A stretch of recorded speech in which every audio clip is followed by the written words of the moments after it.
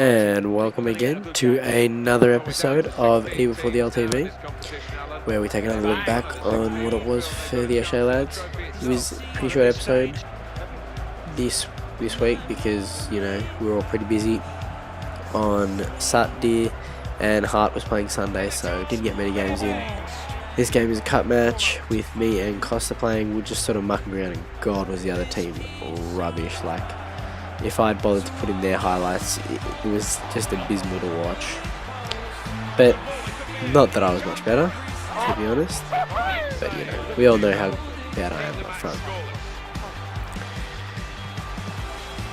Today, I just wanted to rant about Ultimate Team because, you know, I hear people like talking about it and stuff, you know, being like, I got this, I got that. I cannot stand that game type. It really, really bugs me. Excuse me. It really bugs me how, like, it's not hard to work the market. Like, I mean, what was it? It was FIFA 12. I made like a fairly decent La Liga team without playing a single game. Like, trading is just so easy once you start, and like, you know, James in the pro club made millions upon millions of coins in most FIFAs. It's just so, there's such a lack of talent in it as well, because like, it is more arcadey. Whether anyone wants to disagree or not, it's players are faster, shots are more OP and everything. Like, it's never about being skillful, and, you know, it's about finding who's the OP player of the game. Like last year, I mean, where is it? Mikuli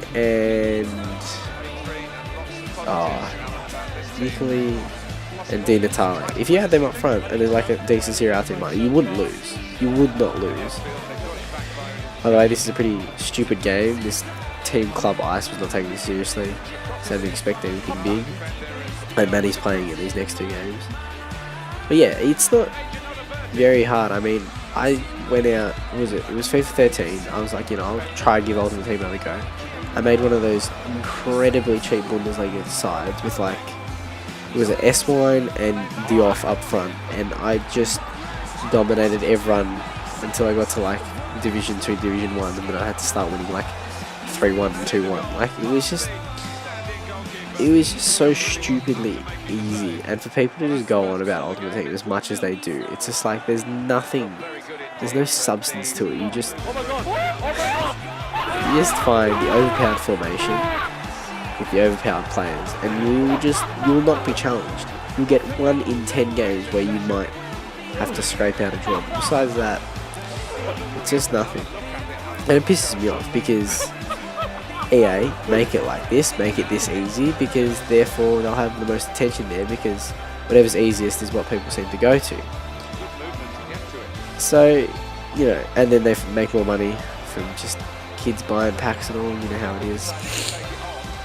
But I don't know. That was my rant. And then, like, besides Ultimate Team, no one really plays head-to-head seasons anymore, do they? They just, because I mean, there's no seasons like specific element. I mean, that's really why a lot of people play seasons, because of the intensity of playing seasons, and now that's in every game mode. Which sort of brings me to my second point, is which is the better system for pro clubs? Is it the seasons, or is it the points that we had in FIFA 11? I don't know, because I feel there was like a sort of more level of prestige when you got more points and stuff, and like the whole leveling up thing was pretty cool. But there wasn't the same sort of pressure that there is now with the whole seasons thing. I mean, you know, when there's must-win games, it's an intense last 90 minutes. But at the same time, I don't know, it just feels, it's like once we got to Division 1, we started playing a lot less. Like, a lot less. We just sort of, you know, yeah, we're at Division 1, that's it, you know. We eventually won the league title, but like, still then, it was just, you know, it was incredibly boring after that. And that's why I feel that that's what my issue is with the season setup is that there is an endpoint, whereas with the points there was no real endpoint. So Giorgio is in this game as well, and just then freaking, I hate it. It's the outside of the boot chip through ball. Like me and Costa have discussed it many a time. That it's just the most overpowered, ridiculous thing. I never in my time have I thought, I'm going to hit this with the outside of my boot and just bend it into like the path of my teammate. It's just stupid crap like that. And you never really see that too much when you're watching soccer. So it's just, yeah, very stupid. And then my second point about pros that I want to talk about is the whole, we're playing right now with 80, 83 pros, and we are still really, really outpacing defenders. We've got a long way to go with our pros. They are going to be round 88, 89 sort of thing. And if it's this easy, oh wow, did you see that? Look at Giorgio just steal my ball. Disgusting. Disgusting. This is a nice goal from Costa.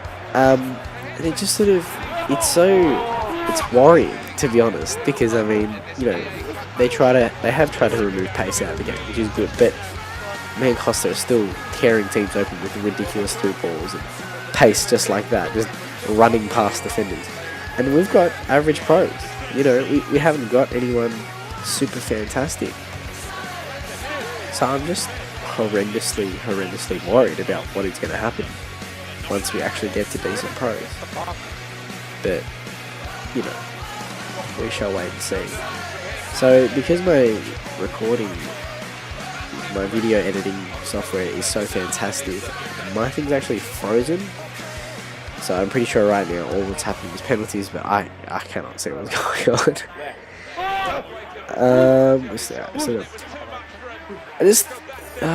What was the last thing I wanted to talk about? Oh yeah, that's what it was.